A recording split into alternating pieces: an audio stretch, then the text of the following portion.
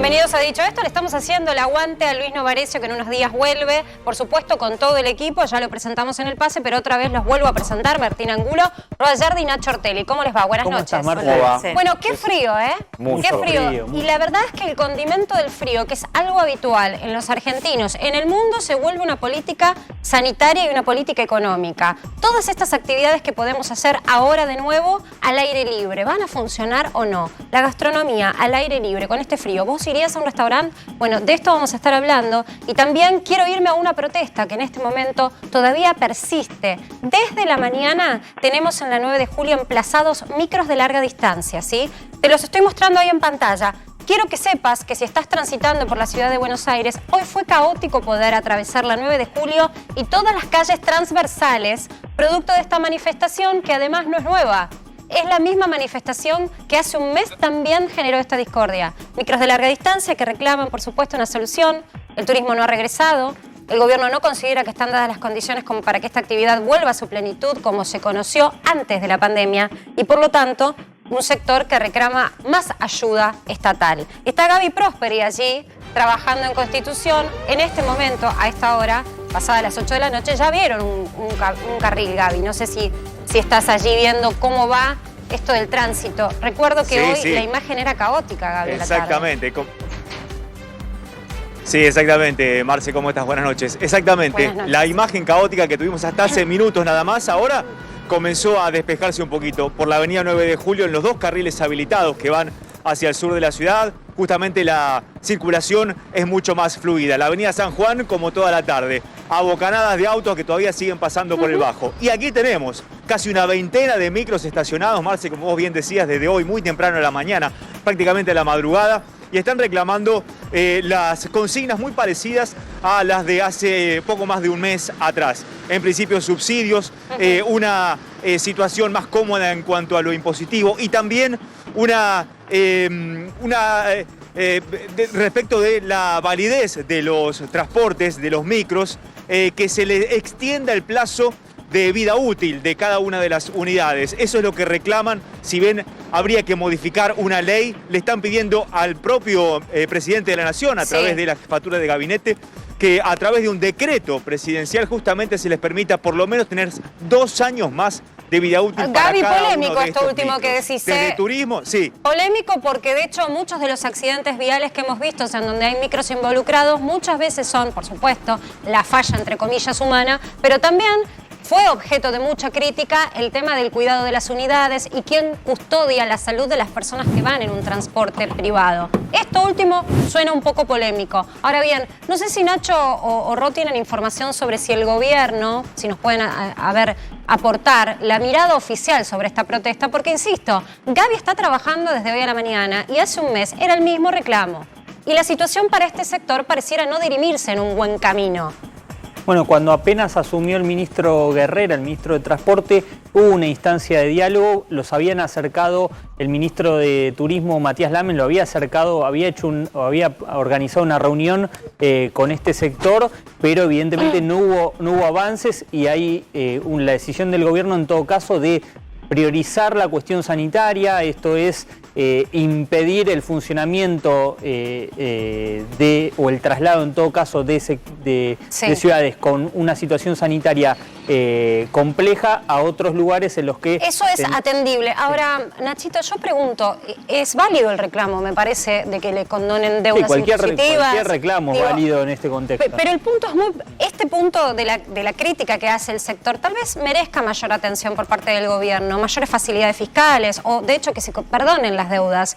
No pareciera que eso sea un aspecto que no se pueda atender. Sí, al menos articular con distintas áreas para tratar de acercarles un alivio, ¿no? Sí, porque me da la sensación de que la temporada de nieve y de turismo, Nacho, más allá de lo que las empresas busquen, pareciera ser que va a ser una temporada, no va a haber un caudal importante de reservas, no se está viendo todavía, así que hay que atender este sector que también da empleo registrado constantemente en blanco, es lo que necesita Argentina y este sector lo aporta. Gaby, volvemos en un ratito con vos.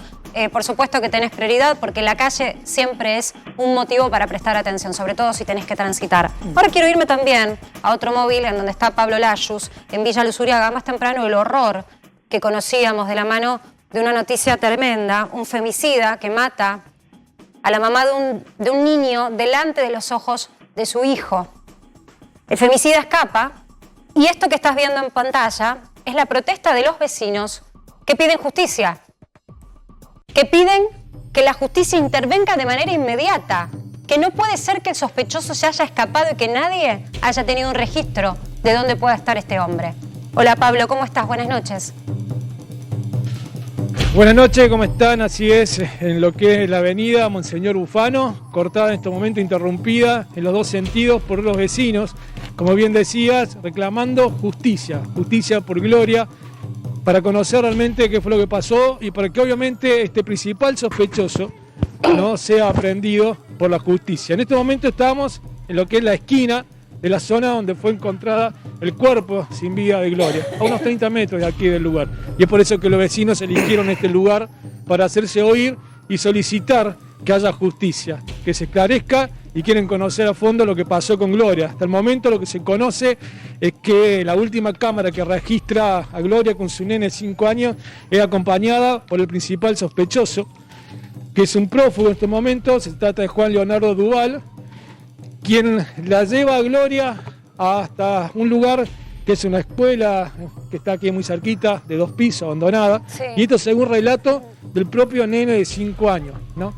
Que el nene cuenta cuando se lo encuentra solo, deambulando aquí por la zona, lo que le había pasado a su mamá. Y cuando llegan al lugar, la encuentran. Fíjense, el corte está acá. Y te voy a mostrar que en este momento hay un patrullero en la puerta porque se acaba de ir policía científica del lugar. Ahí, donde está ese patrullero, ahí fue encontrada Gloria, ¿no? Con el cuerpo semidesnudo, sin vida y obviamente su nene pidiendo auxilio de forma desesperada. Lo se conoce hasta el momento y al parecer la mujer habría muerto a raíz de tener un golpe en su cabeza. Puede ser producto de haber golpeado contra un lugar donde se lavan las manos o tal vez un inodoro abandonado que fue secuestrado también del lugar. No se sabe si este hombre la tiró, la arrojó contra eso con otro fin, ¿no? Pero es lo que se está tratando de averiguar. Pero Claro, en el homicidio de este hombre, por ahora fue es un denunciado sospechoso, por su hermana. Pablo, pero la realidad es que los vecinos dan por Sí. hecho que es él, por eso este reclamo. Es que la denuncia la hace la hermana de este hombre, ¿no? Que ve entre las cámaras imágenes que se empezaron a dar vuelta, a circular, que es la última imagen que la cual se la ve a Gloria. La hermana lo reconoce, un hombre con antecedentes, estuvo detenido también por el hecho de violación y es por eso que la propia hermana avisa a la policía. Cuando llegan al lugar no lo encuentran, pero sí encuentran algunas telas y ropa con mancha de sangre. Obviamente se está haciendo toda la pericia correspondiente. Recién te comentaba que estuvo policía científica trabajando acá en el lugar. ¿Por qué? Porque se encontraron también pelos que no pertenecen a Gloria. Y obviamente Claro. va a ser todo material para ser analizado, pero la policía busca a este sujeto. Y aquí los vecinos en este lugar piden justicia. Estamos por Gloria. escuchando sirenas, Pablo, no sé si está acercándose la policía, pero...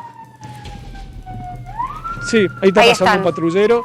Y claro, Están tratando de ordenar también un poco porque, como te decía, esta avenida Monseñor Bufano está cortada en todas las direcciones, ¿no? De distintos Un horror. sectores y los vecinos van a permanecer aquí por un tiempo más. Gracias, Pablo, por tu reporte. Por supuesto que también atendemos a esto como prioridad, sobre todo si se sabe el paradero de este sospechoso y finalmente se puede hacer justicia. Damos vuelta a la página porque hace un ratito te decía, Argentina está, cuando vos mirás dentro del mundo, el hemisferio que nos toca, que es Latinoamérica, hay un solo país que nos supera en inflación y es Venezuela. Después estamos en el top número 1 del ranking de inflación. Y uno ve que todos los precios aumentan, incluso aquellos que están regulados por parte del gobierno. Te decía, y te veníamos contando hace meses, ¿no? Que el gobierno, cuando empezó la pandemia, pactó con distintas empresas congelamientos de precios. 70.000 productos aproximadamente fue los que el gobierno pretendió de alguna manera custodiar y velar que los aumentos fueran paulatinos y que no empujaran y agredieran aún más ese índice perverso que es la inflación. Perverso para tu bolsillo. Ahora bien, suena un poco raro cuando vos ves que determinados precios avanzan, que el gobierno lo permite y otros no. Y puntualmente en el medio de una pandemia, si hay algo que hay que cuidar, pasa justamente por la salud y por tratar de que la financiación esté en plenitud al servicio de la salud. Están ya con nosotros Ricardo Lilloy, que es presidente de la Cámara de Entidades de Medicina Privada, y Roberto Villavicencio, presidente de la Asociación de Clínicas y Sanatorios de Rosario, porque yo quiero compartir con ustedes una inquietud que por lo menos desde el punto de vista estadístico me sorprende, que es la explicación de que todos los precios avancen, salvo un par que al gobierno no les gusta demasiado. Uno de los precios que no avanzó es el dólar, o por lo menos intentó contener. Y otro es el costo de los planes o de los programas de salud privada, en un país en donde cada vez más personas hacen el esfuerzo de poder tener su salud cubierta con el sistema de salud privada. Les doy la bienvenida y quiero, por supuesto, su opinión. Muy bien. Sí, es oportuno hablar, ya que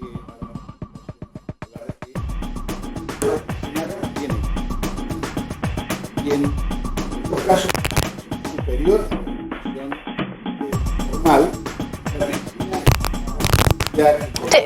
Perdón que te interrumpa, tenemos un problema de audio y quiero retomar este concepto que estás diciendo. Por favor, chicos, si me ayudan, porque lo que está diciendo es muy interesante. A ver, vamos a desandar un poco para que todos podamos entender. No queremos que nada sea información sofisticada, sino que puedas vos comprender en tu casa lo que está pasando. El sistema de salud en Argentina está íntimamente ligado a un montón de costos. Uno de los costos está vinculado efectivamente con el dólar y otros costos también tienen que ver propiamente dicho con lo que es la inflación en pesos, ¿sí?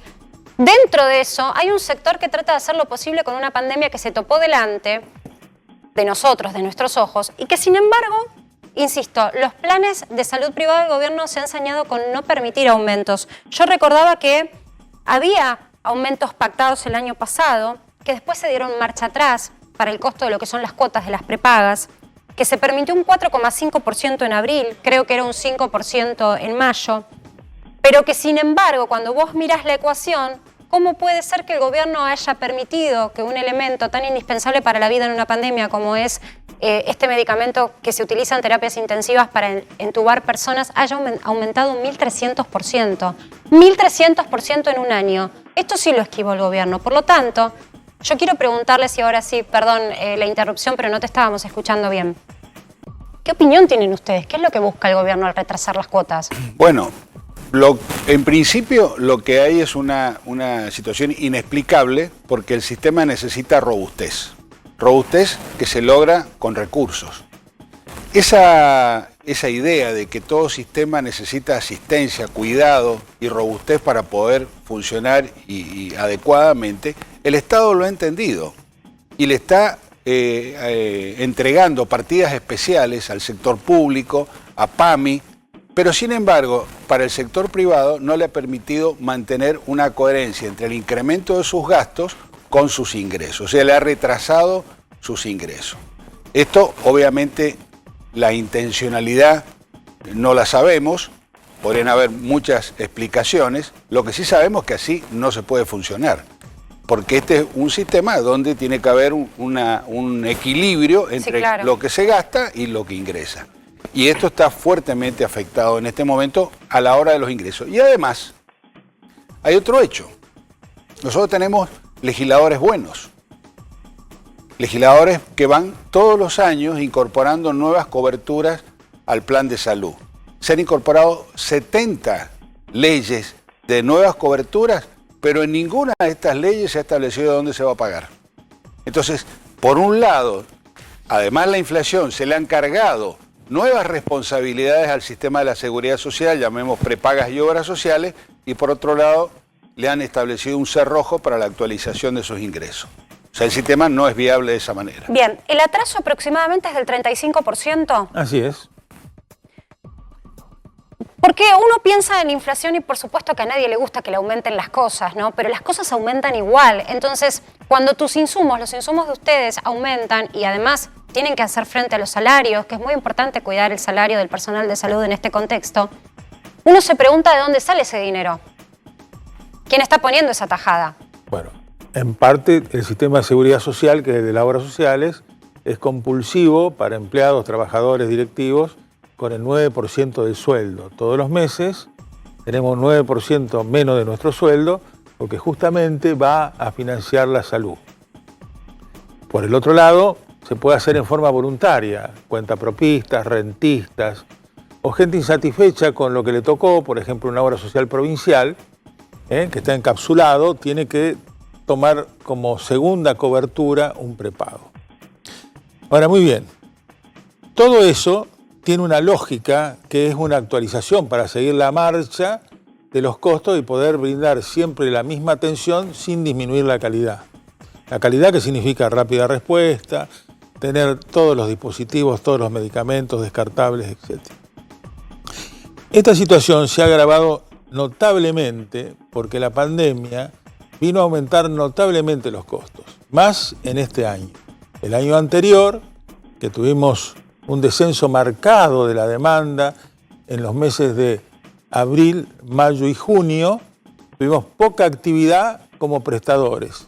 Y el financiador pudo hacer, de alguna manera, una estabilidad, y por eso el año pasado, en todo el año, se aumentó solamente el 10%. De punta a punta, en todo el año un 10%. 10%, 2020, contra una inflación que vos sabés que superó el 35%. En este año, al comienzo del año, estaban otorgados 2 aumentos que el presidente, por razones X, los vetó. Y esto es muy importante, porque para dar esos aumentos, la Superintendencia de Servicios de Salud, el Ministerio de Salud, tuvo que evaluar la ecuación económica que le presentaron todas las organizaciones de prepago y decir, sí, corresponde, porque no podemos aumentar sin llevar la documentación. Entonces, llevando la documentación, se saca el número técnico del aumento, que era 10 y 15, y dijeron, no se da nada. Sin explicación alguna, digamos. Sin ninguna explicación, absoluta. Lo que quiero es que llamemos a esta reflexión, porque en realidad el costo lo pagás vos como usuario. ¿Viste cuando vas y te enojas en la clínica porque te das cuenta que la clínica amiga ya no atiende más el plan que tenés de prepaga? Está vinculado con esto que te están explicando. Siempre hay alguien que paga el costo y generalmente sos vos como consumidor. Quiero retomar este punto que es central sobre la decisión de ustedes de decir, bueno, hasta acá llegamos, ahora sí vamos a hacer atender nuestra necesidad en la justicia. Pero fíjate, Marcela, que lo interesante es que la ley, la 26682, que es la ley de prepago, especifica claramente en su artículo 17 la fórmula técnica para ir a pedir los aumentos. No es que pedimos la desregulación, todo lo contrario. Queremos que de alguna manera se reconozcan los datos que le damos. Eso realmente no se produjo. Por eso es que tenemos que recurrir a la justicia. Pero para que se entienda bien el estado de situación actual, que es muy crítico, en este momento nosotros estamos atendiendo los pacientes más graves de COVID, gente de edad moderada, no adultos mayores como el año pasado, están mucho tiempo internados, por eso el motivo que hay ocupación casi plena. La República Argentina, 77%. De donde yo vengo, 100%. 100%. Pero además, estamos de alguna manera asistiendo a la población no COVID que tiene consumos porque todas las enfermedades que tiene son de tipo catastrófico, porque se han dejado estar y la oportunidad de un tratamiento adecuado casi se ha perdido. Entonces, rescatarla de esa situación es muy oneroso. No es lo mismo curar a una paciente que tiene una lesión chiquita como una arveja que sea como un limón. Claro. Totalmente distinto. Esa situación tiene costos, como también toda la patología retenida de casi todas las edades. Entonces tenemos un escenario con pacientes COVID y no COVID con un consumo brutal. Para que tengas una idea, un paciente de enfermedad COVID que necesita estar en terapia intensiva para recuperar sus pulmones tiene un costo diario superior a los 100.000 pesos por día, de los cuales el 70-80% está determinado por los medicamentos, que crecieron en el orden del 500 al 1.500%. Es que este es el punto que no se entiende. Porque uno considera que cuando el gobierno intenta regular algunos precios, intenta cuidar el bolsillo de los argentinos. Pero los medicamentos, hay medicamentos que no tienen reemplazo alguno. Pero Marcela, este punto tiene una gravedad inusitada, porque este aumento de los precios de los medicamentos es tanto para el sector privado como el público. El público está gastando brutalmente medicamentos para COVID. Impresionante. Me parece que es muy importante. Yo sé que ustedes tienen otro compromiso, pero me gustaría que se queden un poquitito más, les pido nada más, por esta explicación. El presupuesto que está determinado para enfrentar la enfermedad COVID para el año que viene crece hasta un 300% y nosotros estamos con el famoso 10%. Claro, lo que te están mencionando Ricardo y Roberto tiene que ver con la decisión de aumentar el gasto público. ¿Te acordás cuando presentaron el presupuesto el año pasado y todos mirábamos y decíamos qué optimista el escenario COVID? Parecía que no iba a haber una pandemia este año. La hubo, entonces la decisión del gobierno fue incrementar el gasto un 300% vinculado a COVID, direccionando partidas, sacando acá, poniendo allá, pero por supuesto a merced del cuidado de la salud. No se condice, lo que te están diciendo y lo que te estamos explicando es que no se condice con la otra decisión, que es enrobustecer el sistema de salud privado, que acá quiero hacer una pregunta, a ver si por ahí tienen el número en la cabeza, seguro que sí. ¿Qué cantidad de afiliados tiene en Argentina el sistema de salud privado? Tiene aproximadamente 7 millones de personas, entre 6,5 y 7. Y además hay un dato interesante, que te lo quiero resaltar. Pese a todo la situación económica que vive la población, no ha bajado la población que está en el sistema privado, con lo cual es un voto de confianza hacia este sistema que aquellos que quieren reformarlo tienen que prestarle mucha atención. Claro, porque uno imagina a las familias haciendo el gran esfuerzo. En su momento era, si puedo, intento mejorar la educación de mi hijo. Hoy es, pongo todo al servicio de mi salud. Estamos en una pandemia. Ahora, retomando un poco, ¿qué fue lo que a ustedes les hizo sentir que era momento para ir a la justicia a hacer escuchar este pedido? Bueno, el tema, como bien lo explicó el doctor, los aumentos o las actualizaciones están reguladas por un mecanismo muy sencillo, que es presentar la justificación y debe aplicarse la actualización. O sea que es un procedimiento automático. No es facultad de la autoridad decir, bueno, no importa, usted está bien, pero marche preso. Sí, tiene razón, pero no le doy, no lo autorizo. Eso fue lo que pasó.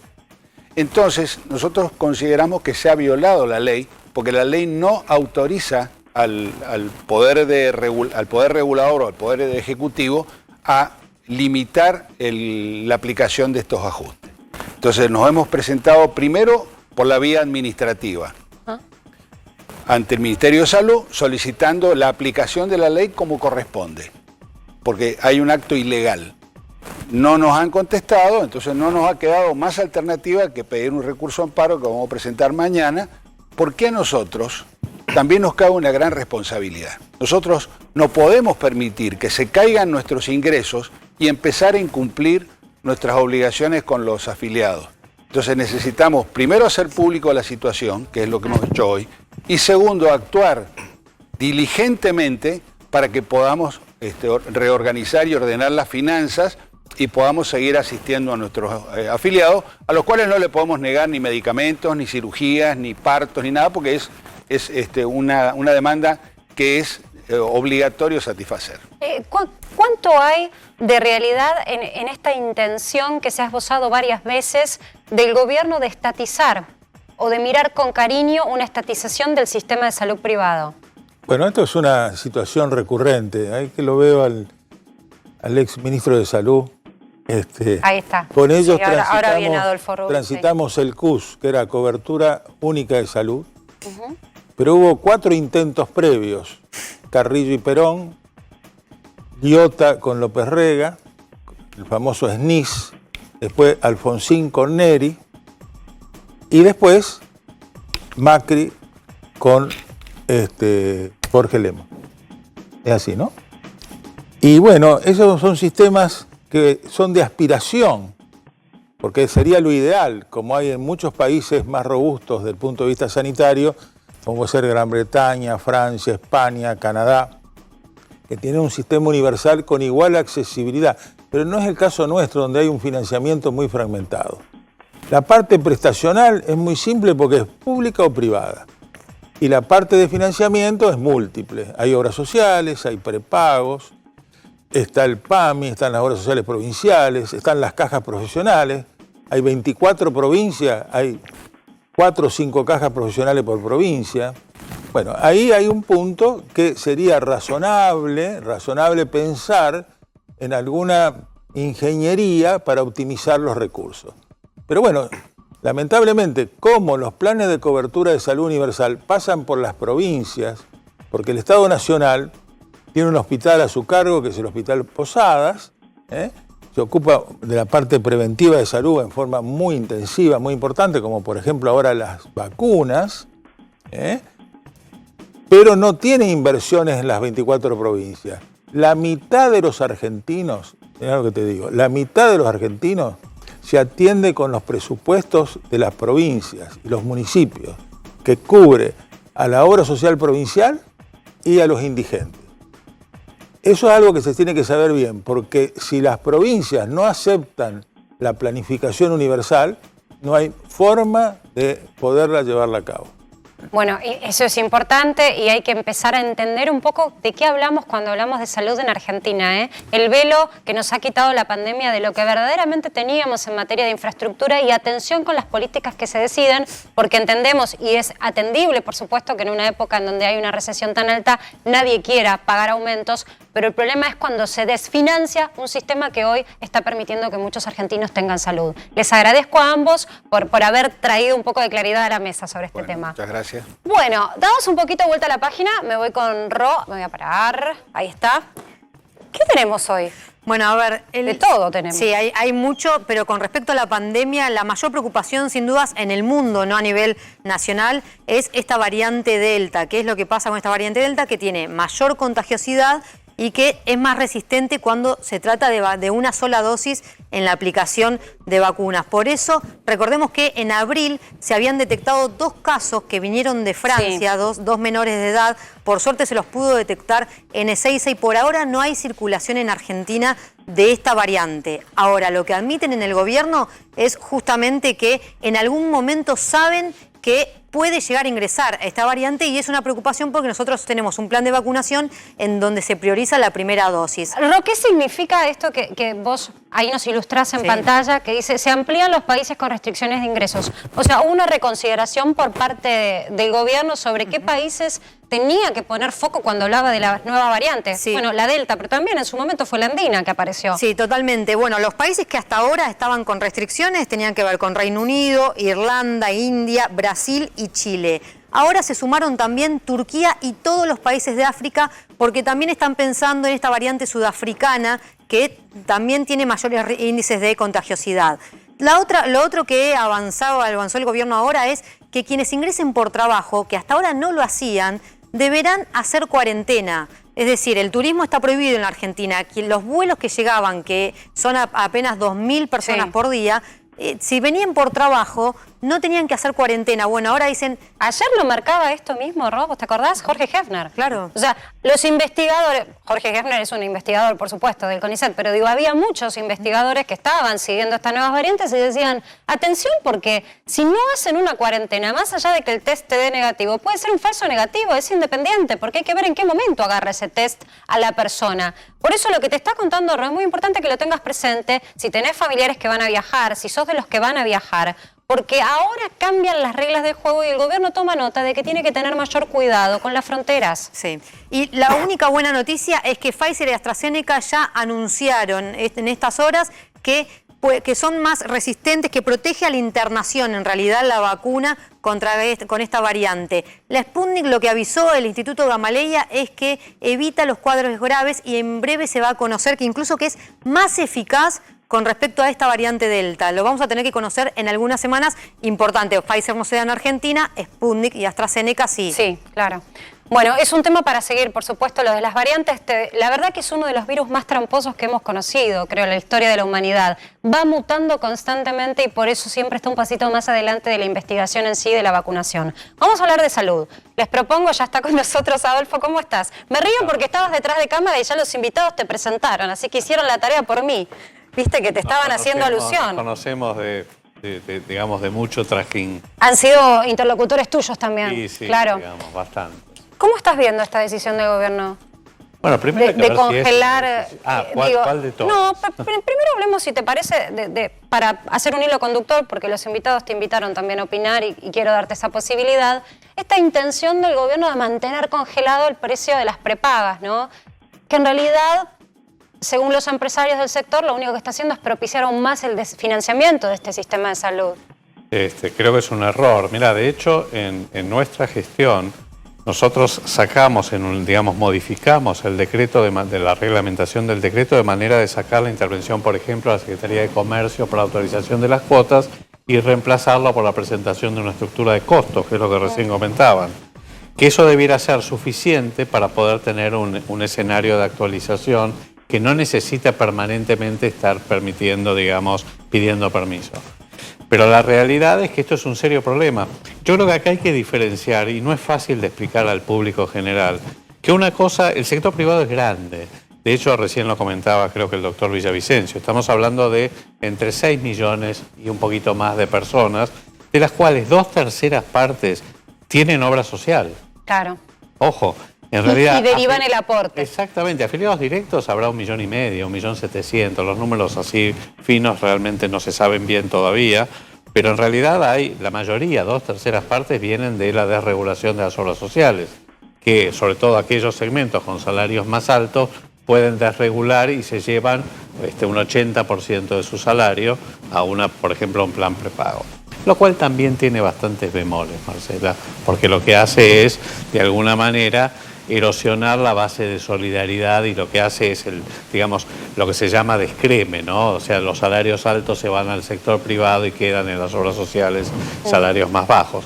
Esto, debiera ser repensado de alguna manera. Pero la realidad es que tenés, por un lado, las prepagas, que es el sector financiador, ¿sí? Y por el otro lado tenés las clínicas y sanatorios, que es lo que decían.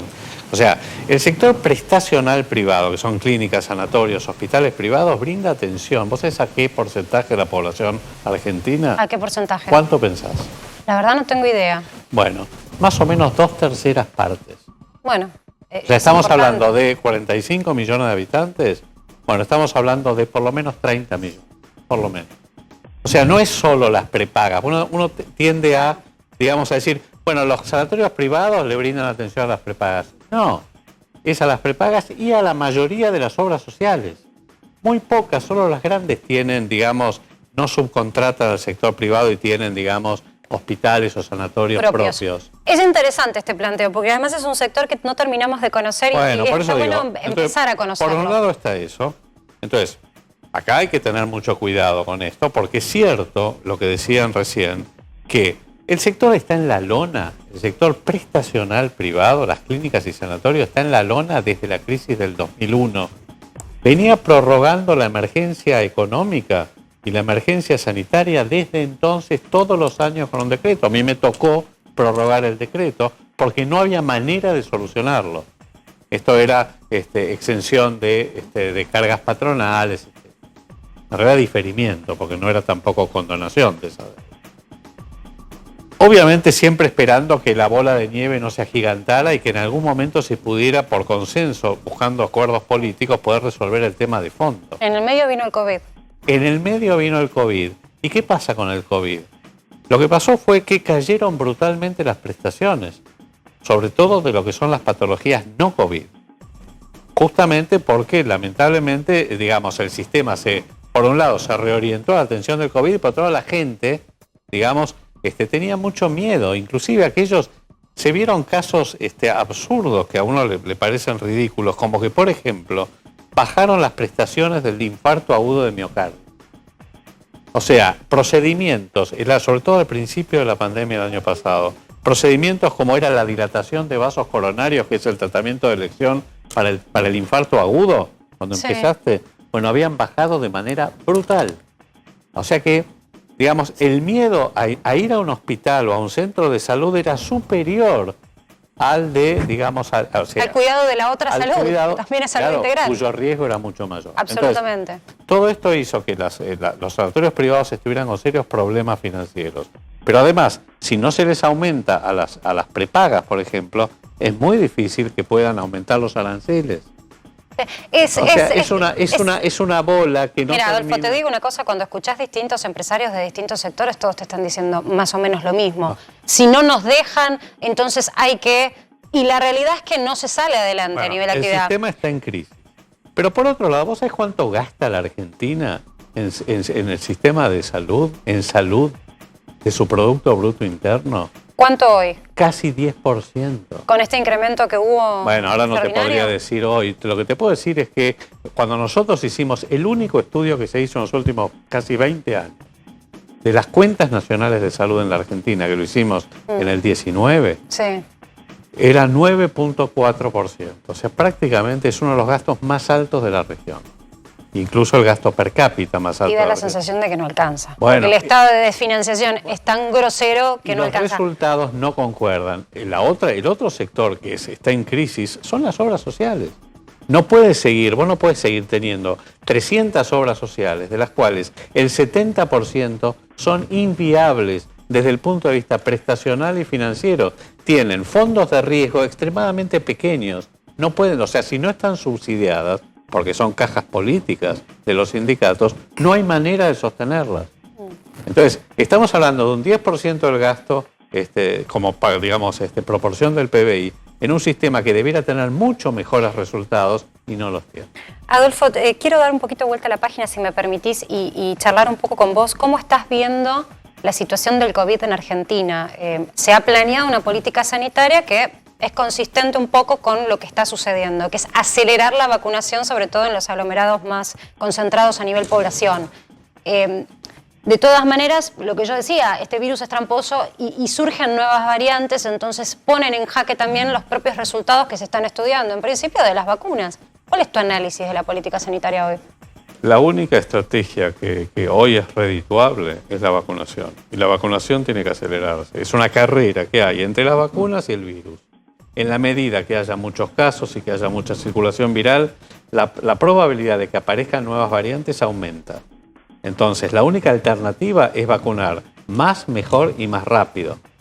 Esa es por supuesto, mientras tanto, tiene que haber otras estrategias proactivas más allá de las restricciones, que tiene que ser, por ejemplo, ampliar el testeo.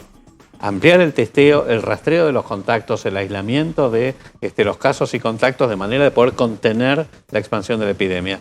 Yo te diría que eso más el trípode se complementaría con la concientización más segmentada a sobre todo a la población más joven, en la cual hay que llegar. Y con estas variantes que aparecieron, por ejemplo la Delta, Rosario recién mencionaba que la Casa Rosada está preocupada, o sea, toma atención sobre este tema. A ver, la mala noticia es que es aún más contagiosa que las otras variantes. Claramente es más contagiosa, por ejemplo, que la variante inglesa, que era la alfa, es bastante más contagiosa. Y que además hoy era el 60% de los casos nuevos en el Reino Unido hace 10 días y ahora es el 90%. O sea, y en Europa está creciendo. En Rusia, por ejemplo, están aumentando los casos. La buena noticia, si uno puede hablar de buena noticia, es que no parece conferir mayor mortalidad. Y de hecho, si uno ve las cifras de letalidad, incluso en el Reino Unido, donde realmente está circulando muchísimo esa variante, no parecen estar aumentando. Y además, como recién mencionaba tu colega, digamos, las vacunas, si bien no son tan efectivas, son bastante efectivas. Pero acá hay un aviso muy importante. Con esta variante no va una sola dosis. Hay que tener el esquema de inmunización completo, porque lo que protege, llegando a cifras y a números bastante buenos, arriba del 80%, con la de Pfizer y de AstraZeneca por lo menos, es con el esquema de inmunización completo. Con una sola dosis no es muy alcanza. baja. Nacho. Sí, Adolfo, te quiero preguntar si finalmente vas a ser candidato, si te tomaste la decisión de ir por la diputación. Mirá, en realidad no he tenido absolutamente ningún ofrecimiento. Yo creo que... No, es real, está todo muy Te están fluido. viendo del año pasado. No, pero es todo muy líquido, es todo muy fluido. Mi partido es la Unión Cívica Radical. El movimiento en el cual yo participo es Adelante Ciudad, que está muy emparentado con Adelante Buenos Aires. Y, por supuesto, que si surge la oportunidad, voy a estar más que honrado para ser diputado o lo que sea. Pero no, honestamente, Nacho, no he tenido hasta hoy ningún ofrecimiento. ¿Ro? En Juntos por el Cambio ha habido sectores más irracionales que ha criticado la vacuna, que ha criticado la cuarentena y demás. Cristina Kirchner pidió dejar la pandemia de lado en medio de la campaña electoral y que salga de la grieta. ¿Usted coincide con esto? Yo, mira, fui de los primeros, creo que dijo que había que sacar la salud pública de la grieta, la pandemia de la grieta. Ahora, seamos coherentes. En el mismo acto que Cristina dice que hay que sacar la salud pública y la pandemia de la grieta, Kicillof bardea, digamos, la gestión del expresidente Macri, la gestión nuestra de salud. O sea, seamos coherentes. Yo realmente estoy convencido de que tenemos que, cuando se trata de políticas públicas, y sobre todo Cristina, que ha hablado de la reforma sanitaria, me parece muy bien que empecemos a hablar de consensos y acuerdos, de nuevos contratos políticos. Seamos coherentes. Ahora, Adolfo, desde su sector no fueron coherentes con esa línea. Hablaron de que la vacuna envenenaba, de que pidieron coimas a un laboratorio para poder comprar las vacunas. ¿Cree que la campaña va a tener también este tono a medida que nos vayamos acercando a la fecha de las elecciones? Mira, más allá de declaraciones, digamos, no, jamás hubo declaraciones de Juntos por el Cambio en este sentido, ni contra la vacuna, ni contra, digamos, No, pero incluso rechazaban en comunicados algunas medidas antes de que las anuncie el propio gobierno. Por ejemplo. Y bueno, Larreta participó de una reunión donde el grueso de los dirigentes de Juntos por el Cambio rechazaron una medida que, mientras el jefe de gabinete, Felipe Miguel, estaba en Casa Rosada hablando con Santiago Cafiero y con Carlos Bianco justamente de esas medidas. Mira, en principio lo que se pidió desde Juntos por el Cambio respecto a cuando salieron las restricciones más ampliadas era calibrar adecuadamente para no repetir el error del año pasado. Yo creo que una de las grandes equivocaciones del gobierno, en la cual no lo ha reconocido y no ha hecho autocrítica, es haber hecho una cuarentena plana de 8 meses el año pasado en un país que no puede resistir y que no tiene ese margen social. Y yo creo que eso, digamos, el que se haya roto en 1000 pedazos, significó también que no hubiera ningún tipo de acompañamiento social muchísimo menor en estas restricciones cuando había que tomarlas. Entonces, yo creo que Juntos por el Cambio se manejó bastante prudente, más allá de algunas declaraciones altisonantes, que también forman parte de un clima confrontativo que me parece que hay que bajar. Y realmente yo lo he dicho, todos tenemos que bajarle un cambio, todos. Oficialismo y oposición. Pero el que gobierna tiene que bajarlo primero. Es como siempre decimos, el tango se baila de a dos, pero quien tiene que salir a sacar a bailar es el gobierno, que es el que gobierna. Gracias, Adolfo, mucha claridad, pero después quiero que nos tengas la primicia si vas a ser o no candidato acá, Bueno. Acá. Gracias. Te comprometo, gracias por estar esta noche con nosotros. Cuando estábamos preparando el programa, yo vi y tuve que leer 2 veces porque Martín Angulo trajo una información que me parece muy resonante, que tiene que ver con cómo van cambiando a veces los valores en una sociedad. Una víctima que perdonó a una persona que le había robado justo cuando se estaba por impartir justicia al respecto. Martín, contanos un poco de qué se trata esto. A ver, la historia comienza con un hecho de inseguridad, tal vez uno más de los que podemos leer todos los días a diario. Ocurrió en la provincia de Catamarca, en la capital, el 14 de abril del 2019. Un chico de 16 años ingresa a una despensa que funcionaba, como vemos en muchos lados, dentro de la vivienda de una casa. La dueña de la despensa es Gabriela. No sé si tenemos la foto, pero la podemos ir buscando. Es muy impactante lo que te está contando Martín. Gabriela Espeche es la dueña de esta despensa. Quien le entró a robar a un chico de 16 años que se llevó 1.000 pesos de la caja. Cuando la dueña observó esto, intentó defenderse con un cuchillo para intimidarlo de que no la robe. Hubo un forcejeo. El chico la golpeó, le pudo robar la plata y se escapó en una moto. Ella hace la denuncia porque reconoce al ladrón, dijo que era un chico que vivía en el barrio, que varias veces le había ido a comprar a su negocio y horas después la policía lo detiene. Le encuentra parte de la plata y se inicia una causa penal. La causa transcurrió... O sea, tenía todas las de perder, entre comillas. Era más que evidente que su defensa no estaba a la altura de poder justificar que no había hecho nada. Exacto. Bueno, de hecho esto va a ocurrir en el juicio. Tanto el fiscal como el juez dicen, el hecho está recontra comprobado. lo agarraron con la plata, ella lo reconoció, la descripción de cómo estaba vestido. Pero en el juicio pasa algo que es lo que nosotros queremos compartir de por qué nos parece una historia distinta. Y lo vamos a mostrar en la siguiente foto de por qué este es un caso distinto. Quien está de espalda en el centro de la imagen es el ladrón. Y la mujer que está como de frente en la foto es Gabriela Espeche, es la dueña de la despensa. ¿Qué pasó? ¿Se están como agarrando las manos? Ella lo perdonó. No te tengo rencor, ya se me pasó el enojo. Y él le dijo algo que también quedó en el acta de la causa, que también tenemos para ver. Estoy arrepentido de todo. Fue la primera y última vez y cambiaré a causa de esto. Se abrazaron, se agarraron de la mano, lloraron juntos y se perdonaron. Todo esto que estamos contando quedó registrado en la sentencia que se le dictó a este chico que hoy tiene 18 años. ¿Qué dijo el fiscal Guillermo Narváez, el fiscal de la Cámara Penal de Menores de Catamarca? Él dijo que el acusado no tenía antecedentes, que la pericia psicológica determinó que había por parte del ladrón un autorreproche de lo que había hecho, que tenía una actitud reparadora y que inclusive había sido un hecho esporádico en su vida. Y valoró el fiscal el perdón. Por lo que pidió, a partir de todo esto y sobre todo por valorar la actitud de perdón, que en vez de una condena de cárcel que eventualmente le podía tocar, que se le aplique una medida socioeducativa que reemplace la pena de cárcel, teniendo en cuenta que esto el Código de Menores lo permite.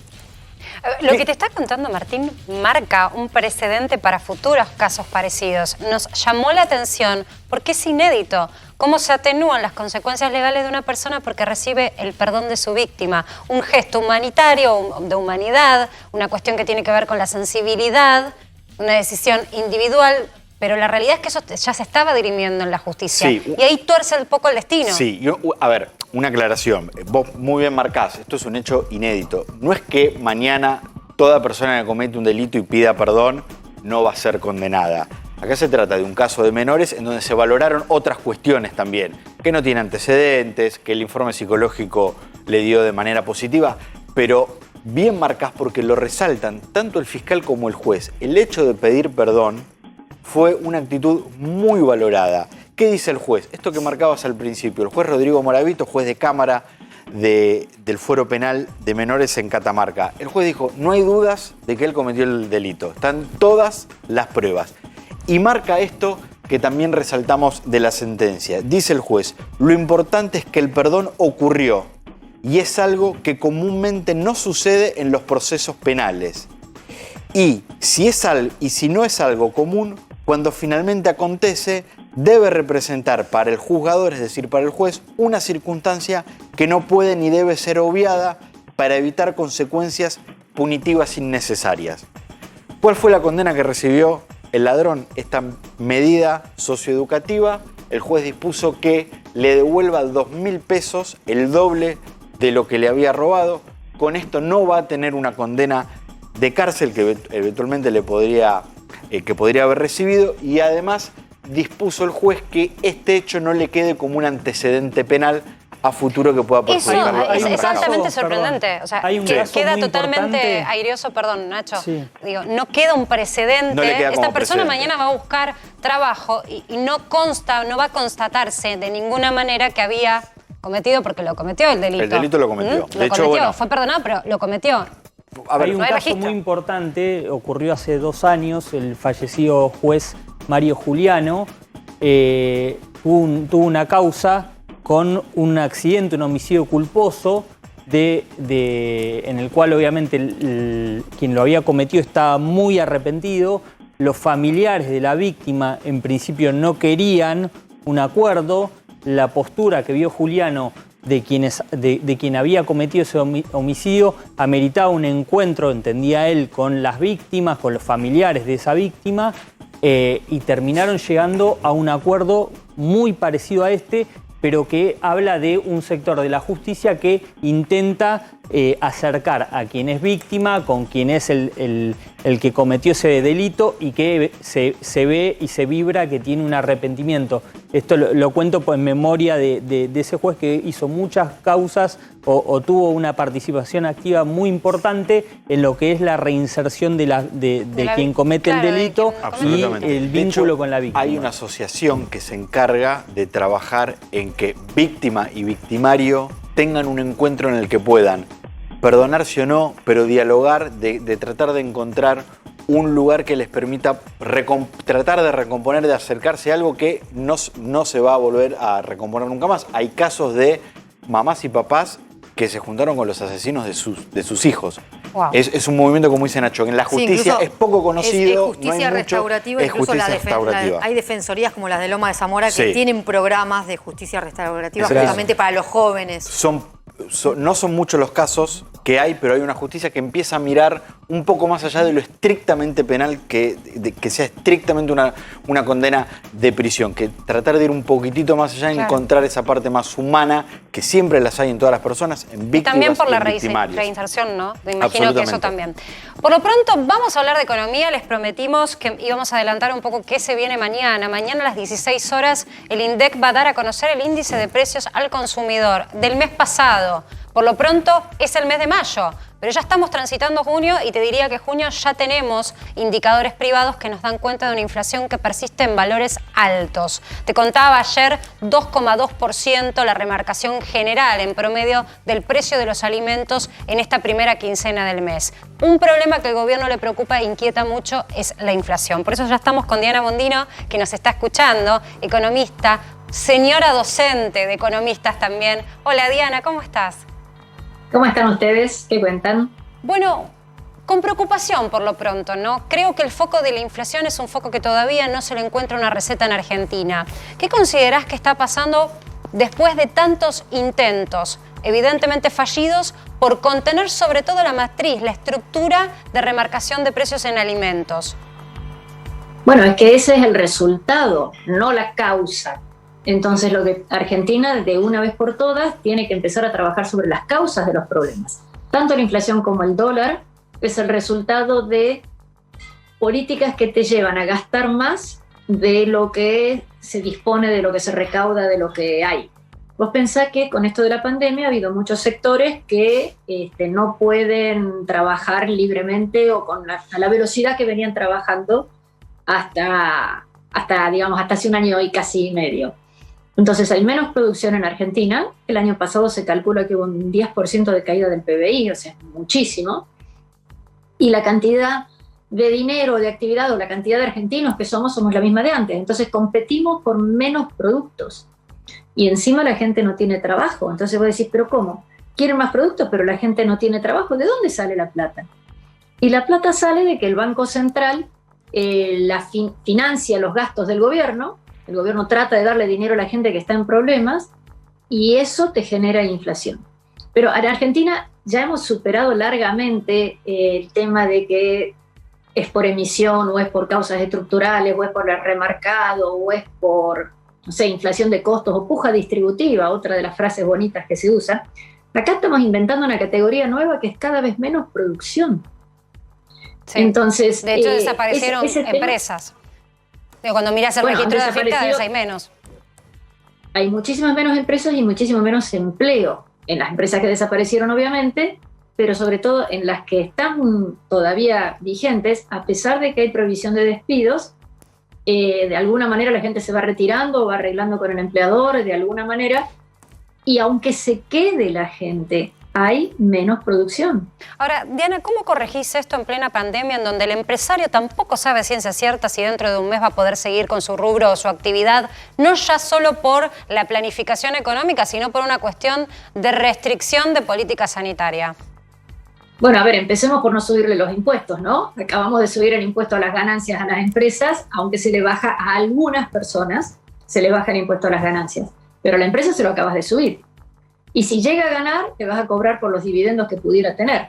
Entonces, las empresas están en una situación de enorme incertidumbre. Si encima le aumentás los costos, los impuestos son el principal costo de cualquier empresa, más problemas va a tener. Pero No viste sabe que, si que va hay a poder funcionarios de abrir. este gobierno que consideran de manera muy intensa, lo creen, es una convicción, que bajar impuestos no es sinónimo de mayor inversión. Bueno, y entonces, ¿por qué se lo bajan a los empleados? Acabamos de decir, en ganancias se lo bajan a la gente y entonces la gente no va a consumir más. ¿Por qué crees que si en tu sueldo, el mío o el de la persona que nos está escuchando, le bajan un poquito el impuesto, es justamente para que esa persona disponga más del fruto de su trabajo? Y resulta que las empresas son distintas. Hay una inconsistencia ahí que me parece que tenemos que solucionar. En todas partes fíjate que en otras partes del mundo se ha llegado la semana pasada a un acuerdo entre los países. Es decir, che, no compitamos entre nosotros bajando impuestos, pongamos un límite mínimo de impuestos en ciertas condiciones, para ciertas empresas, en ciertos casos, y ahí dicen, bueno, pongámonos de acuerdo de cobrar, aunque sea 15%. Nosotros tenemos 35% y si hay dividendos más todavía. O sea, ellos dicen, quiere decir que hay mucha gente que está por debajo, muchas empresas que están pagando por debajo de 15%, y acá es todo el mundo arriba de 35%. A ver, el punto central me parece que pasa también porque uno pueda planificar. En Argentina es muy difícil planificar, porque cuando vos mirás una estructura de costos no podés proyectar cuánto va a ser la inflación. Por lo pronto sí hay una frase que ayer se la preguntamos a Fausto Espotorno y hoy te la quiero preguntar de nuevo a vos, que es la frase del gobierno de una convicción concreta. Este año el salario le va a ganar a la inflación. ¿Vos considerás que eso es posible? Imposible, tristemente, lamentablemente, porque todos quisiéramos que el salario en Argentina sea más alto. Pero la única forma de que el salario aumente no es por decreto, es con más productividad. O sea, la gente haciendo más cosas, mejores, más tiempo, con menos recursos. La productividad es que cada uno trabaja un poquito más. Bueno, 22% Entonces, de inflación acumulada en lo que va del año, por lo pronto la proyección va en esa línea. En 5 meses uno se pregunta qué paritaria pudo recomponer ese nivel. No hay una velocidad tan acelerada en materia de recomposición salarial. Bueno, parece que el Congreso sí la va a lograr recomponer, ¿no? Los empleados del Congreso, diputados, senadores, parece que sí. La política. Hay un punto... Mira, hay un punto que hoy dio vueltas y que empieza a generar cierta incomodidad, que tiene que ver con un precio que no puede contener el gobierno, o por lo menos por ahora no le ha encontrado la vuelta para contenerlo y tenerlo atado, que es el precio del dólar informal. Hoy picó 3 pesos, tocó 161 pesos, es un mercado chico, es un mercado que con poco volumen es cierto que sube, pero por lo pronto es un mercado de referencia para el argentino, teniendo presente que tenemos un cepo cambiario. ¿Qué opinas vos de lo que pueda suceder con este tipo de cambio en un país en que va a enfrentar una elección? Entonces también la jugada política mueve.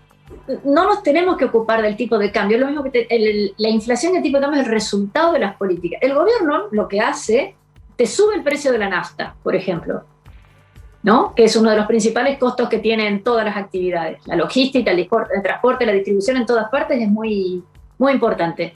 Te sube el precio de la nafta y después te dicen, pero el resto de los costos no pueden subir.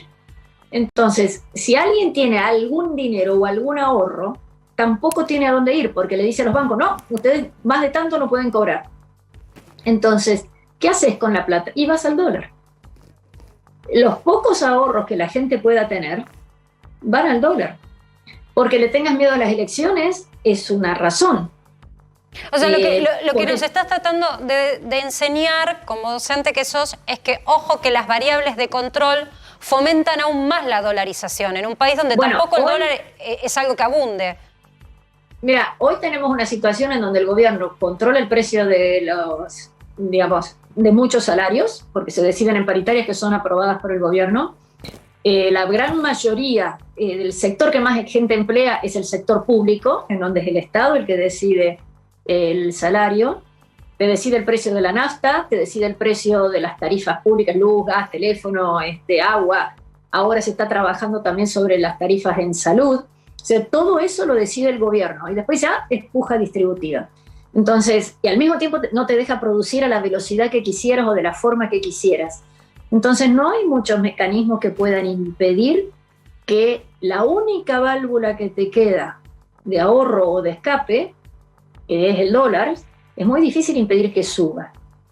De hecho, hasta ahora no está subiendo porque obligás a los exportadores a vender a un precio de mentirita. Los exportadores tienen que vender sus dólares a 100 y sobre eso encima pagar las retenciones.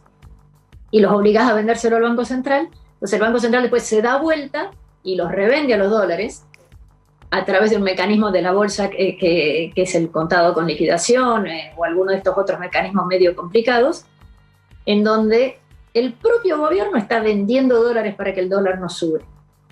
Entonces, el dólar no suba, perdón. Entonces estamos diciendo no hay reservas y la gente se asusta de que no hay reservas y sale a comprar más dólares y el Banco Central no todo esto que lo dólares. contás y que realmente es folclore 100% argentino, da la sensación que igual, viste, Argentina flota. Y en ese caos que estás haciendo una descripción muy concreta de lo que es el caos económico argentino, igual sale, viste, va flotando. Ya no tenemos esos estampidos de crisis groseras y contundentes como la del 2001. Da la sensación como que pareciera que se abandonó ese escenario como un posible escenario que se pueda repetir. Ojalá tengas razón y que se haya abandonado un escenario de crisis. Lo que pasa es que ahí tenías variables que podían subir. Ahora lo que estamos es en una caída, nos estamos derritiendo, ¿viste? Esas películas donde tenés un pantano, donde el muchachito se va hundiendo y por supuesto viene alguien y lo salva. Bueno, acá tenés esa misma situación en la economía. Con menos producción no hay forma que un país pueda salir adelante. No hay mecanismo, regla, decreto, buena voluntad del mejor presidente del planeta que pueda hacer que esto funcione. Lo que se necesita es gastar menos de lo que tenés. Hay una cosa de la cual no estamos hablando. Cuando la gente abre el diario y ve que, no sé, en el ministerio no sé cuánto estuvieron comprando sushi, la gente dice, pará, ¿con mis impuestos vos comes sushi? Si yo tengo da la sensación de que el gasto de la política es un gasto que nunca nadie quiere cuestionar demasiado. Bueno, el gasto de la política, hay un tema que es muy importante, es doble. Una es lo que cobran de sueldo y otro es lo que nos cuestan sus decisiones. Lo que cada vez que alguien decide algo que puede o no tener lógica, tiene un costo para los demás. Entonces, con la mejor medida, con la mejor buena intención, con la mejor capacidad de pensar en el largo plazo, tiene un costo. Entonces, ¿quién paga el costo? Eso es algo que nunca analizamos. Eso es algo que nunca vemos. Fíjate, ha habido medidas. Me atrevo a decirte que nosotros los consumidores, los trabajadores. Bueno, sí, así es. Pero, por ejemplo, ahora ha habido una medida de estas, yo la vi hoy, no sé de cuándo es, de que en el municipio de Avellaneda a una vivienda que estuviera ociosa o que no estuviera un terreno que no tuviera uso, se le da un periodo de tiempo, creo que de 7 u 8 años, y que si no te lo van a expropiar. Yo decía, ¿y por qué? O sea, ¿qué incentivo le generas a alguien a que haga las cosas bien? O el Ministerio de Salud del Gobierno Nacional que dice que las provincias pueden comprar vacunas, pero si las compran, el gobierno no le va a mandar esas vacunas a la provincia. Entonces, bueno, la provincia dice, ¿para qué voy a gastar plata en comprarlas yo? Si entonces me pierdo las que me hubiera mandado, entre comillas, gratis, el Gobierno Nacional. Entonces tomamos todas medidas que afectan la capacidad de producción. Imagínate, si las provincias pudieran o quisieran comprar vacunas, se terminaría más rápido esta cuestión de la cuarentena. Y todos podríamos empezar a producir más rápido. Y eso también lo estamos afectando. Entonces, insisto, digamos, el principal problema argentino no es el dólar, no es la inflación, el principal problema argentino es el desempleo. Y tenés desempleo porque no hay crecimiento. Y no hay crecimiento porque estás congelado, no podés mover nada. El único que mueve fichas es el gobierno y siempre es para aumentar costos. Gracias, Diana. Sos súper clara para explicar estos conceptos que a veces suenan muy sofisticados, pero esto es la economía de todos nosotros, es el bolsillo y es la vida cotidiana de los argentinos. Gracias por esta apreciación.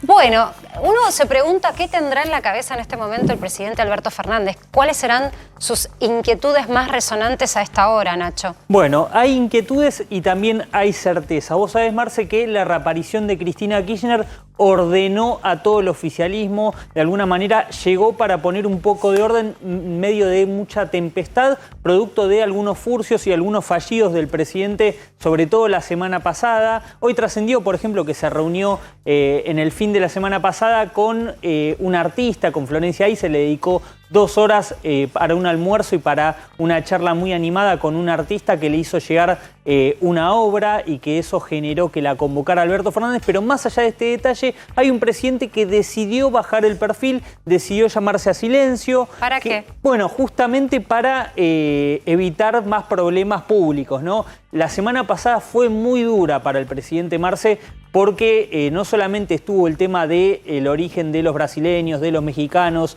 y con un problema casi de relaciones internacionales con varios países, sino también desde lo sanitario. Cometió algunos furcios, recordar el vacúnense, en vez de vacúnense, contágiense. Y eso alteró los ánimos no solamente del presidente, sino también de toda la coalición. Le decían a Alberto, por favor guardate, no hables tanto, trata de salir menos, porque cuando uno sale más se equivoca. Eso tomó nota el presidente. De hecho, lo que le generó la reaparición de Cristina Kirchner fue un poco de poner paño frío en la tropa, en la interna. Había algunos cuestionamientos que empezaban a reflotarse hacia Alberto Fernández, pero el tono con el cual se refirió la vicepresidenta Alberto Fernández, de alguna manera alineó los patitos. Ahora, Nacho, dentro de todo el oficialismo. ¿Qué vino primero? ¿La decisión de Cristina de reaparecer o la decisión del presidente de salirse o desaparecer por unos instantes, ¿no? Por unos momentos o unos días de la esfera pública? Es muy interesante tu pregunta, Marce, porque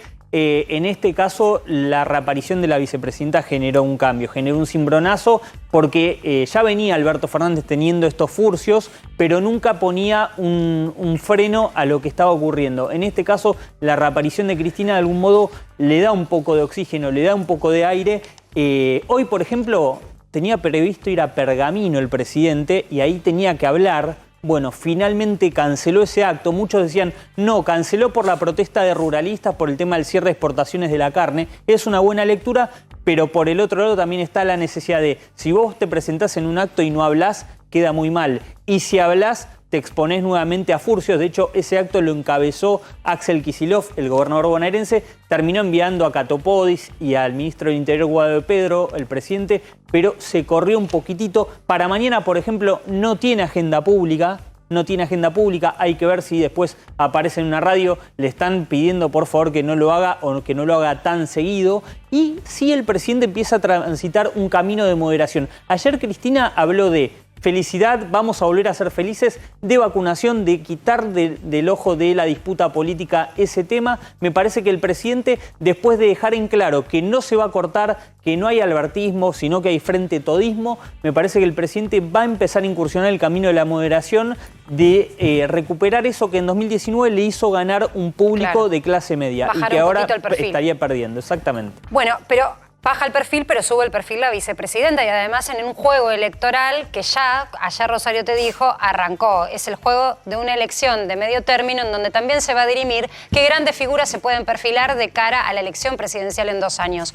Ro, ¿hay una situación de discurso de Cristina para poder captar a los libertarios? Los Milei, los Esper, los López Murphy, que están apuntando a ese público, hoy tendrían que tenerle miedo a Cristina en materia política, ¿no? Sí, sin dudas, en el oficialismo quedó claro que quien va a encabezar la campaña electoral es Cristina Kirchner. Incluso ayer reapareció el lunes. Hay una mesa de los lunes que se junta en La Plata, encabezada por Axel Kicillof, Máximo Kirchner, Santiago Cafiero y demás, que ayer directamente quedó suspendida. ¿Por qué? Porque Cristina Kirchner decide en qué hora aparece, cuándo aparece y a qué hora aparece. Bueno, la mesa no se pudo hacer. ¿Por qué? Porque ella terminó definiendo la estrategia y el primer objetivo de Cristina Kirchner, ¿cuál es? Apuntar a los jóvenes. Primero, a los jóvenes kirchneristas que en la cámpora reconocen que hay un sector del kirchnerismo, ese que empezó a militar con el fallecimiento de Néstor Kirchner en 2010, que empezó a perderse. ¿Por qué? Primero por la cuarentena estricta, sin duda, y también por la crisis económica. Entonces, lo primero que dicen es,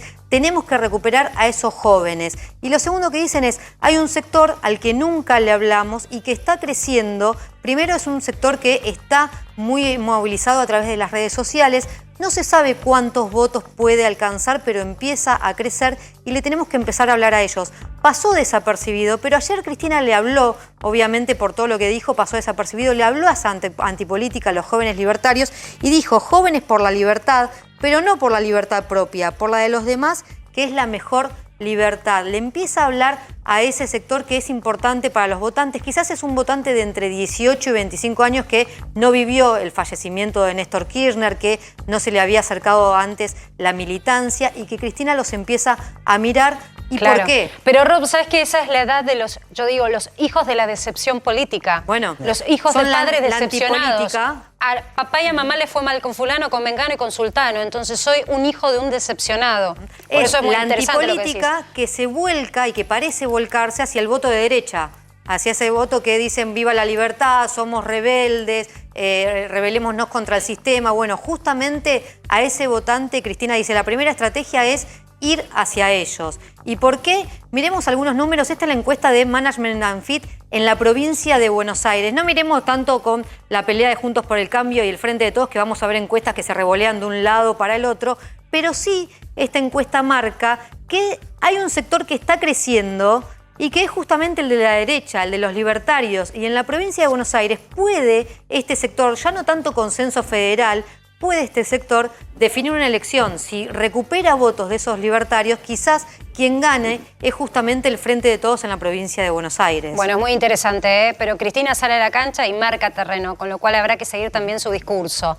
Ayer Rosario también te trajo a consideración algo que nos llamó mucho la atención, creo que se habló mucho en las últimas horas de esto, que fue un WhatsApp, un chat de WhatsApp que compartía o que comparte aún hoy distintos intendentes y como epicentro de ese chat el gobernador de Buenos Aires, Axel Kicillof. Un chat que se puso caliente en las últimas horas cuando algunos intendentes tomaron nota de que su propio municipio no pasaba de fase, por lo tanto no iba a tener habilitadas algunas actividades, como por ejemplo la presencialidad escolar, que retorna mañana en aquellos municipios que están más cerca, por así decirlo, de la ciudad de Buenos Aires, el primer cordón y algunos del segundo cordón. El interior del país, el interior de Buenos Aires, ha quedado en una situación distinta.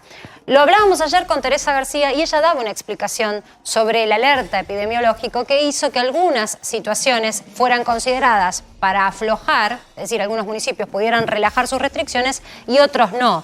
En el medio, lo que te contaba, Ro, repasémoslo, sí, fue la situación de discusión en este chat en donde un intendente, concretamente Javier Iguacel, se enoja y esboza su preocupación por no poder regresar a alguna de las actividades cotidianas. Sobre todo porque lo decíamos ayer, fue la medida más sorpresiva del anuncio de restricciones, que Axel Kicillof anunciara que había zonas que pasaban de alarma epidemiológica a alto riesgo en la provincia de Buenos Aires. ¿Por qué se anunciaba esto? Justamente porque Axel Kicillof no podía incumplir con el decreto nacional como sí hacen notar que lo hace el gobierno de la ciudad. Entonces, al pasar a zonas de alto riesgo, el conurbano bonaerense y algunos distritos del interior podían comenzar con las clases presenciales. Ahora, muchos intendentes pensaron que también en el interior del país se iba a pasar de zona de alarma a zona de alto riesgo y poder empezar las clases presenciales. Este fue el caso de Iguacel, que comparte un chat también con Axel Kicillof, con Carlos Bianco, y allí todos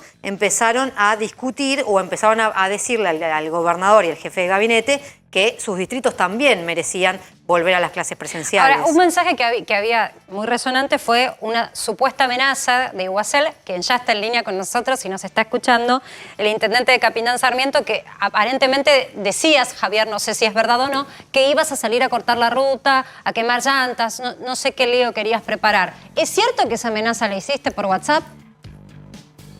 A ver, arranquemos primero por lo más importante. ¿Cómo está? Buenas noches. ¿Qué tal? Exactamente, saludar, buenas noches. En el pueblo no empezamos a hablar si no nos saludamos. No perdamos los modales, ¿no? Que el COVID no se coma los modales. Exactamente. Buenas noches a todos los que están mirando.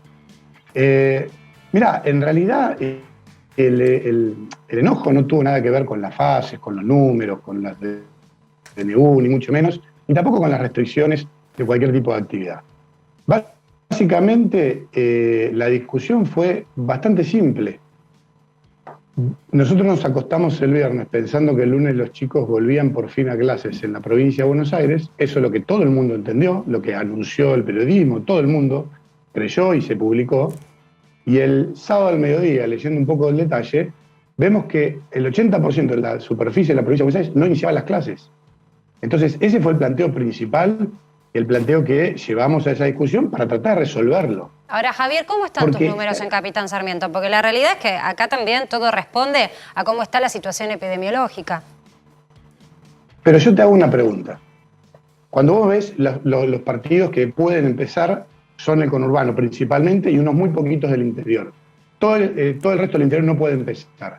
¿Cómo es posible que una escuela de 1.000, 1.500 alumnos, que es lo promedio en el conurbano, en el Tigre o en La Matanza, donde tienen que ir por transporte público, que claramente es uno de los principales, muchos van por transporte público, principal fuente de contagio, puedan tener clases presenciales y un aula, una clase, o sea, una escuela rural de 20, 30 alumnos que no tuvieron conexión 1 año y medio, que los chicos no están en segundo grado y no saben leer y escribir porque van 1 hora cada 15 días, un ratito con un cuadernillo, no pueden ir a clase presencial.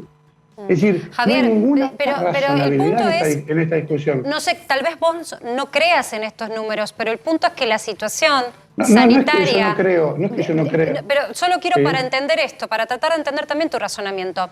La cuestión sanitaria en el municipio de La Matanza, según los registros públicos, es lo único a lo que podemos acceder los periodistas, dista de tu situación en Capitán Sarmiento.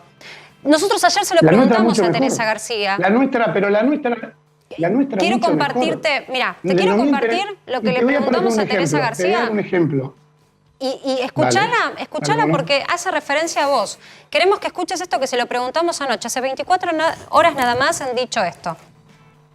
He escuchado y he leído algunas declaraciones de intendentes, y lo tengo que decir, poco felices. Lo he escuchado a Iguacel decir, es por las buenas o por las malas.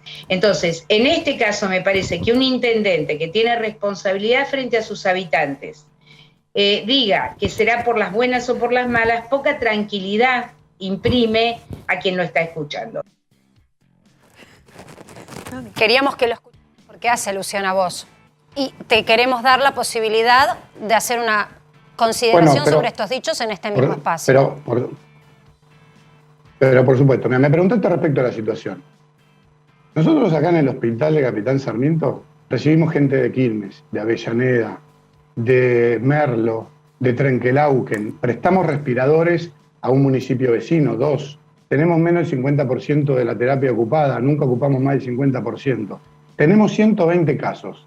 Un distrito del interior que gobierna al Frente de Todos, que tiene 211 casos y tiene la misma población, está en fase 3. Yo digo, ¿cómo puedo creer en esas fases? Aparte de esos números, o sea, no le crees a los números. ¿Cómo calculan la fase? Ya lo cambiaron 5 veces. Por eso. Con no es que no le crea, yo soy ingeniero, le creo perfecto. En el comité de crisis que formamos en Capitán Sarmiento, cuando arrancó esto, y el presidente de la Nación dijo que con un té caliente se resolvía el coronavirus, y el ex ministro que ahora se sienta con el que nos vendió las vacunas que nunca entregó, dijo que no iba a llegar acá, armamos un comité de crisis y empezamos a suspender actividades antes que otros. Mandamos a comprar respiradores que nunca los pudimos recibir porque el presidente los estatizó. O sea, a un municipio, no estamos hablando de una clínica privada, no los mandó. A UCI y todo pasamos de 2 a 14. Está bien, pero hay un parámetro ese mismo que es... de crisis, que está reunido, hay médicos, yo entiendo perfectamente lo que me dijo hace un mes, el trabajo que estás haciendo y además la densidad de población que tenés que es distinta. Pero el punto es que hay un número que se ha establecido como una barrera. El punto es por qué los chicos... Rosario, sí. sumate con esto. Sí. No, pero el punto es por qué los chicos... El punto es por qué los chicos del interior... Sí, no, es simple. O sea, lo que dice el sistema de fases o lo que dice el decreto es... El sistema 500 casos... de fases es una gran mentira del kirchnerismo. Perdón, discúlpame. Bueno, ahora entonces es una gran mentira. Ahora entonces es una gran mentira. Incluso lo toman y lo aceptan dirigentes de Juntos por el Cambio. O sea, ¿por qué recién ahora es una gran mentira y hace 15 meses que se está utilizando? No, porque lo cambian, cada 15 días cambian la manera de calcularlo. Es decir, con los números de hoy, con la manera de calcularlo desde que está... Lo grave de esta situación... 500 casos cada 100.000 habitantes. Y cada caso es... ¿Cuántos casos tiene cada 100.000 habitantes? Claro. Lo grave de esta situación, y lo dijo hoy el ministro de Educación de la Nación, es que hay 1 millón de chicos y adolescentes que perdieron contacto con la escuela. Eso es un genocidio educativo. Eso es una vergüenza. En este distrito y en todos los distritos, mientras tuvimos las clases presenciales, no se registraron casos dentro de las escuelas. Tuvimos Hicimos testeos rápidos permanentes y ni uno dio positivo en las escuelas. Cuando hubo algún caso que se comprobó que se había originado fuera de la escuela, se aisló la burbuja. El sistema funcionaba perfecto. ¿Por qué discriminan al interior? No se discrimina, hay números epidemiológicos que marcan que hay es una discriminación, porque no hay ninguna explicación para que una escuela... Igual, mira, Javier, la reflexión que nos amerita el cambio de fase no es solamente la presencialidad escolar. Entiendo que vos te agarres de esta situación que te indigna y nos indigna todo, que es la falta de educación, pero hay un montón de actividades que dependen de la fase 3.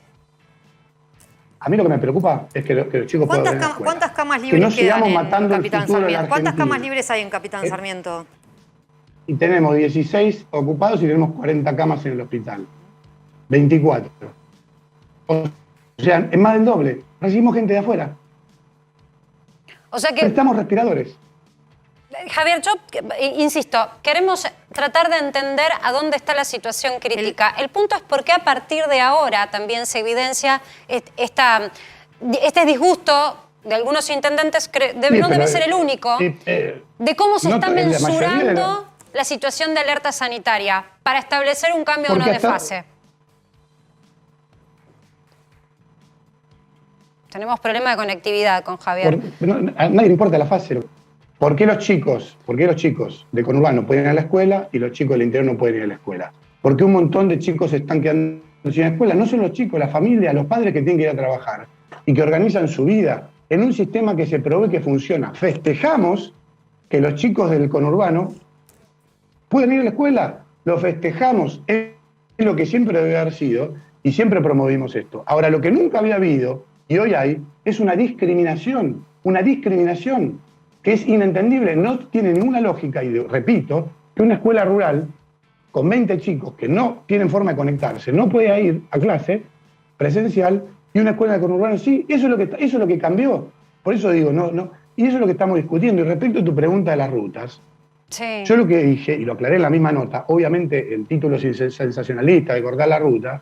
Ahora, yo dije, porque me preguntaron, ¿pero va a cortar la ruta? Bueno, no, manifestarnos en la ruta lo vamos a hacer en la medida que sea necesario, dejando que fluya el tránsito. Hoy el jefe de gabinete Bianco dijo que era un delito penal, lo cual comparto, y por fin, y me alegro mucho, hay un consenso. De tanto hablan el consenso, hay un consenso. Ahora, el Frente de Todos acaba de decir, del tercero de la línea de sucesión, Cristina Axel Bianco, que está de acuerdo que los piquetes son ilegales y que no están bien.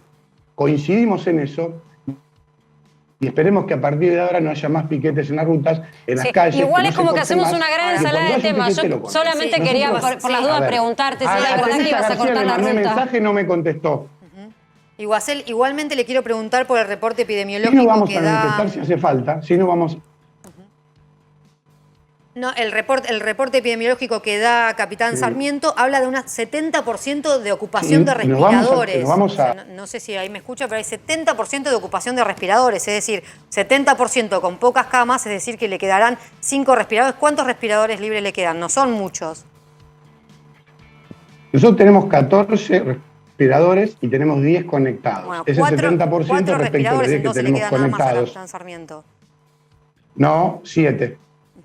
Nos quedan los 3 que están conectados pero y 4 solo más escuchándolo en valores rotundos. De todas maneras, a mí me preocupa un montón. Yo estaría súper preocupada si me quedan 7 respiradores nada más y tengo que gestionar. Y de todas maneras no estamos hablando del foco de la escuela. Creo que lo que se pone acá en juego es el tránsito, el traslado. Pero lo que se discute en la escuela, porque en definitiva, en La Matanza, ¿cuántos respiradores hay? No sé. ¿Cuánto es la ocupación? No lo sé. Yo tengo los registros públicos. Que creo que son los mismos que tenés vos. Nosotros? ¿Pero por qué nos derivan gente a nosotros entonces? ¿Por qué nos derivan del conurbano a ustedes les están derivando? Esto es importante saberlo. ¿Les están derivando en el interior de Buenos Aires personas del primero? Por supuesto, y es de público, perdón. Sí. Hoy tenés pacientes con respiradores que no son de Capitán Sarmiento. ¿Usted fue público? ¿Hoy tenés pacientes con respiradores que no son de Capitán Sarmiento? Sí. ¿De dónde son? Y usted no me acuerdo exactamente de qué municipios son, pero sí son.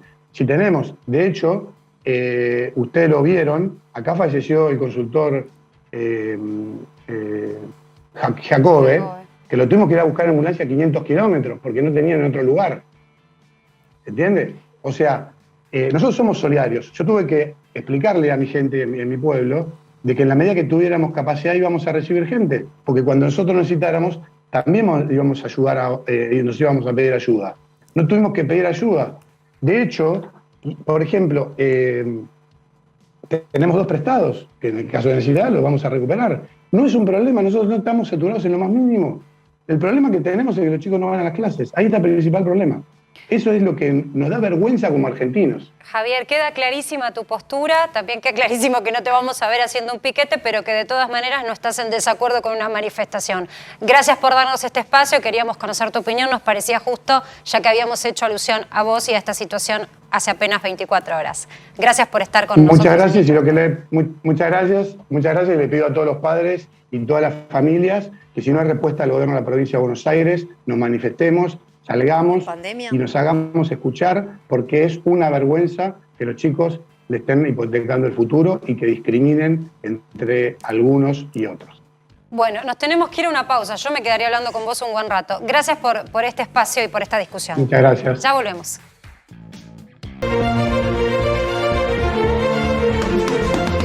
La visita en nuestro hospital de Ituzaingó, que trabajamos fuertemente para abrirlo luego de que estuvo 4 años cerrado junto al intendente Descalzo, y hoy tenemos la visita de varios colegas intendentes, en particular el jefe de gabinete. No solo estamos ampliando la red de vacunación de lo que es la campaña antigripal de PAMI, incorporando nuestra red de farmacias ahora a los municipios que también con sus vacunatorios van a aportar a la campaña de vacunación, que es muy importante para complementar la campaña de vacunación COVID en nuestros adultos mayores. Casi en los próximos días vamos a estar casi en el 90% de nuestros afiliados mayores van a estar vacunados con la primera dosis, por lo tanto nos ponemos en marcha a pensar la agenda de futuro. Para nosotros es central que quede bien claro cuál es el compromiso del presidente y del gobierno en fortalecer el sistema de salud, en seguir ampliando la capacidad de dar respuesta. Para nosotros lo central es que este tipo de obras no son ni de izquierda ni de derecha, ni son de un gobierno o de otro. Lo que pasó de estos 4 años de desidia donde este hospital estuvo abandonado, eso realmente es algo que no debe repetirse nunca más. Y la integración entre el gobierno nacional, el PAMI fundamentalmente, y los gobiernos municipales es parte de la capilaridad que tenemos que tener para llegar a cada uno de los rincones de nuestro país y de ese modo poder garantizar la salud de nuestros adultos mayores. Vamos de viaje a Estados Unidos, le propongo que vayamos ya mismo con Adrián Sack, que está en Atlanta y que nos va a dar un panorama de cómo se está viviendo esta pandemia allá. Ay, por lo pronto te veo, Adri, ¿cómo estás? Buenas noches. Nos vemos temprano, nos vemos a la noche, ya casi que como que vivimos juntos. Epa. Prácticamente, esto es una convivencia forzada por este canal. ¿Sí? De hecho, mira, te estoy invitando a mi casa. Esta es la puerta de mi casa. De hecho, está ambientada, claro, tenemos ahí una bandera importada de China, pero que es de los Estados Unidos, como para ambientar un poquito. Después cuando vaya pronto a Argentina, voy a traerme una argentina para acompañarla, porque mucha gente te dice, ¿por qué salís con una bandera de Estados Unidos atrás siempre? Lo he visto. Bueno, venía con la casa. Porque el señor Adrián Sack tiene un club de fans que es muy intenso en redes sociales y que a veces le cuestiona estas cosas. Les hacen planteos a Adrián Sack. Y yo ese planteo lo vi en redes sociales. No. Bueno, tenés que cambiar tu escenografía. Por lo pronto, vamos a combinarla. Queremos que nos cuentes un poco cómo está Estados Unidos en su autopercepción de la pandemia. Teníamos más temprano la noticia, Adri, de que Nueva York decidió prácticamente una apertura absoluta, un retorno a la normalidad del antecedente que conocimos como normalidad antes de la pandemia. Pero sin embargo, tienen índices para mirar. Por ejemplo, la situación de mortandad. Sí, desde luego, hoy llegamos a los 600.000 muertos, ¿no? Es un número preocupante porque aquí enseguida recuerdan algo que se enseñó durante muchos años en las escuelas, que fue la pandemia del año 1918, la de la llamada gripe española, que acabó con la vida justamente de 675.000 personas y terminó con la pujanza de algunos lugares como San Luis, por ejemplo, ¿no? En Missouri, que es justamente una de las ciudades más prósperas antes antes de la pandemia y que es un símbolo de cómo quedó Estados Unidos después de eso. La situación es diferente. En este caso los estados van reabriendo. Hoy reabrió California. Por ejemplo, dejaron de usar mandatos obligatorios, órdenes para usar barbijos, por ejemplo, y se autoriza a la gente a reunirse nuevamente en multitudes de hasta 5.000 personas en tanto y en cuanto estén vacunados, ¿no? Esto en espacios abiertos, en espacios cerrados y en espacios abiertos desde 10.000 hasta 10.000 personas. ¿Cómo se constata? Sí. Cada persona que tiene su vacuna o su actualización de vacuna al día va con el papel sanitario que así lo respalda, tiene que ir con esa documentación. Es como que acá en Argentina salimos con el DNI, allá ya salen con los papeles que acreditan tener una vacuna. Bueno, este punto que estás tocando justamente es bastante polémico y por eso depende mucho de cada estado hasta qué punto se le está dando importancia al papelito, al cartoncito que te dan una vez que te vacunás. En California la idea es implementarlo así. Esto es para los eventos, te decía, por ejemplo, para recitales o para ir a Disney en California. También justamente tendrías que mostrar esto en caso de que haya más de 5.000 personas. Si no, ya no se está pidiendo. Aquí en Georgia, desde donde te hablo, estamos en Atlanta, por ejemplo, levantaron las restricciones de usar barbijo hace cerca de un mes ya, ¿no? Ya son casi 4 semanas y al principio la gente en los supermercados no se animaba a andar sin barbijo. Hoy fui, después de 4 o 5 días que no iba al supermercado y ya era la mitad de la gente que estaba adentro que no usaba barbijo, incluidos algunos empleados.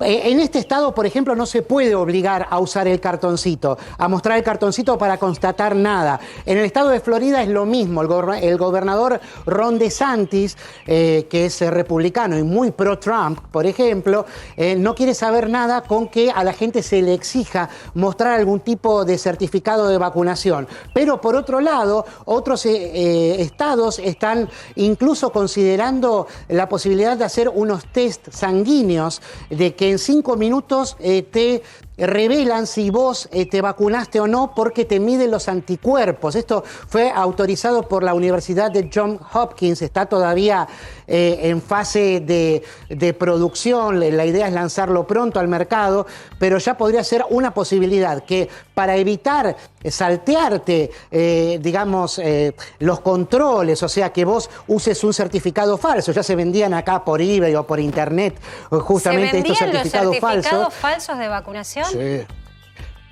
Se hacían las plantillas para que los falsificaran, pero como esto es generalmente desalentado, porque hasta ahora no te sirve como prueba, era lo que justamente en California están discutiendo cómo lo van a implementar, no es muy creíble. Hasta ahora lo que se usa acá como principio, como lo hablamos varias veces, es el sistema de honor.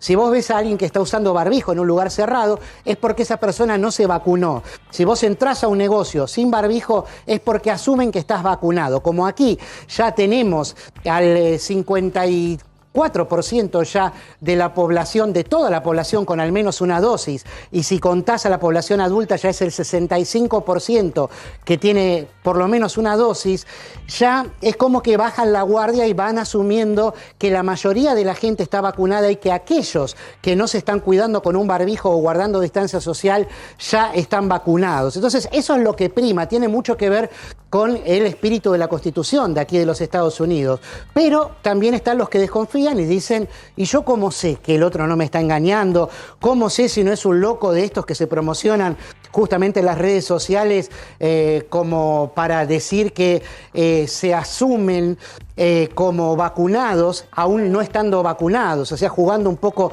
con las reglas liberales de la asunción del género, por ejemplo, ¿no? Entonces se autoperciben, ahí está, no me sale la palabra, se autoperciben como vacunados. Es importante lo que decís. Entonces, porque además nos estamos quedando sin tiempo, pero te invito a que mañana lo sigamos desarrollando. Es el mundo que se viene, es un mundo en donde evidentemente va a haber que demostrar que uno tiene una vacuna para poder desarrollar un montón de actividades de la vida cotidiana. Gracias, Adri, por este reporte, por esa ventana del avance del mundo en un país en donde ya tienen plenitud de vacunación y ahora están discutiendo qué puede hacer el vacunado y qué no. Bueno, dicho esto, se nos terminó el programa, ya estamos redondeando. Gracias, equipo, por este aguante. Por supuesto, le seguimos haciendo el aguante a Luisito Novarecio. En unos días vuelve. Yo retorno, mañana a las 15 horas y los espero que me acompañen en primera tarde a las 15 horas. Y ahora los dejo con Romy Mangel. Chau.